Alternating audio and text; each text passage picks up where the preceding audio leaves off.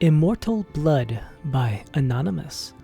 The moons and stars were hidden from sight, making that particular quiet night especially dark. The town guard had to carry torches to make their rounds, but the man who came to call at my chapel carried no light with him.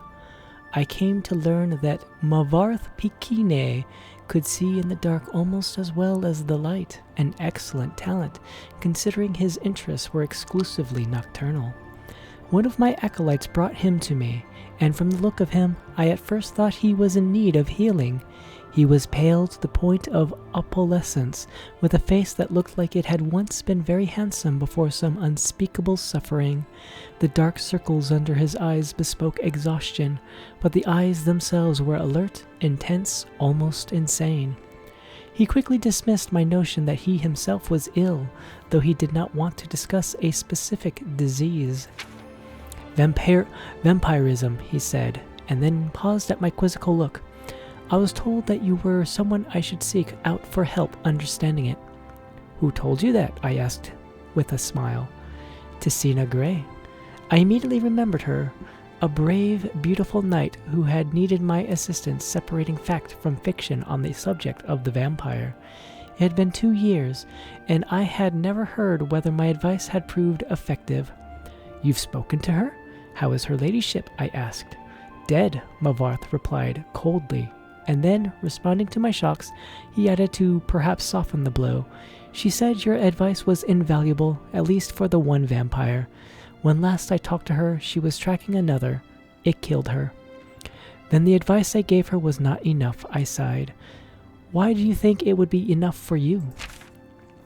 I was a teacher once myself, years ago, he said. Not in a university. A trainer in the Fighters Guild, but I know that if a student doesn't ask the right questions, the teacher cannot be responsible for his failure. I intend to ask you the right questions. And that he did. For hours he asked questions and I answered what I could, but he never volunteered any information about himself. He never smiled. He only studied me with those intense eyes of his, committing every word I said to memory. Finally, I turned the questioning around. You said you were a trainer at the Fighters Guild. Are you on an assignment for them? No, he said curtly, and finally I could detect some weariness in those feverish eyes of his. I would like to continue this tomorrow night if I could.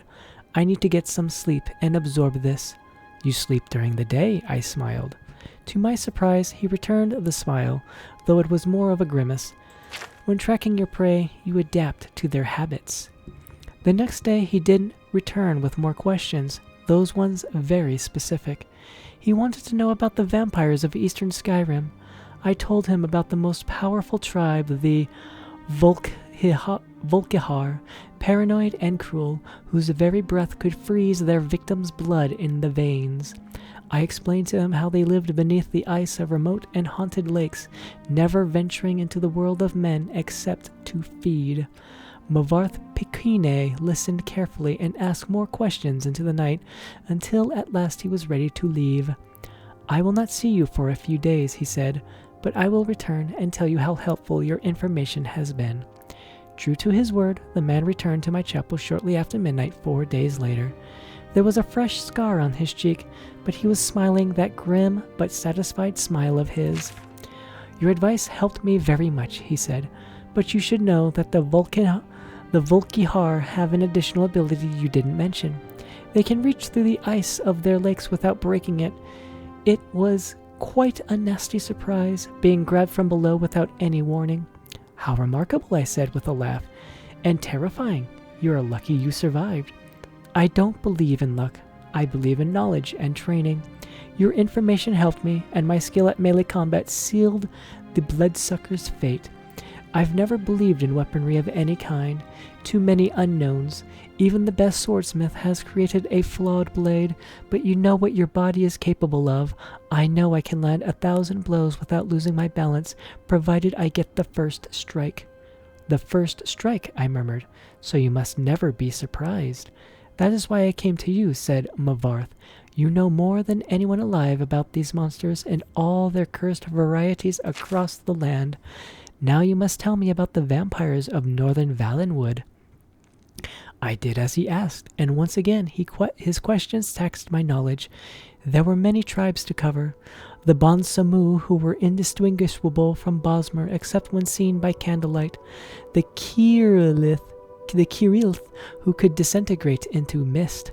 The Yakef, who swallowed men whole. The dread Telboth, who preyed on children, eventually taking their place in the family, waiting patiently for years before murdering them all in their unnatural hunger.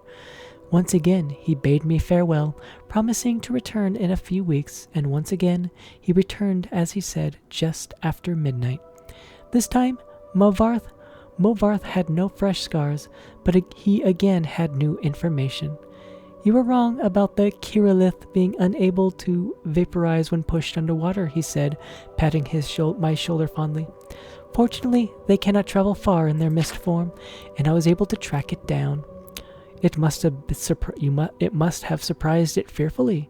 Your field knowledge is becoming impressive, I said. I should have had an acolyte like you decades ago. Now tell me, he said, of the vampires of Cyrodiil. I told him what I could.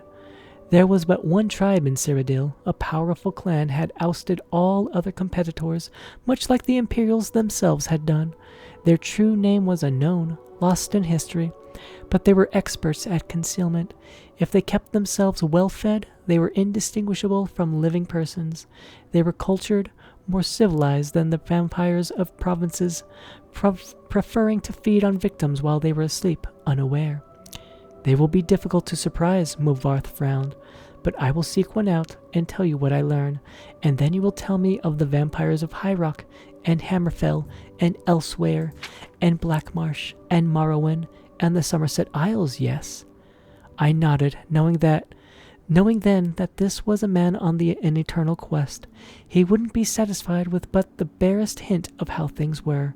He needed to know it all. He did not return for a month, and on the night that he did, I could see his frustration and despair, though there were no lights burning in my chapel. I failed, he said, as I lit a candle. You were right, I could not find a single one. I brought the light up to my face and smiled. He was surprised, even stunned by the pallor of my flesh, the dark hunger in my ageless eyes, and the teeth. Oh yes, I think the teeth definitely surprised a man who could not afford to be surprised. I haven't fed in 72 hours, I explained as I fell on him. He did not learn the first blow or the last.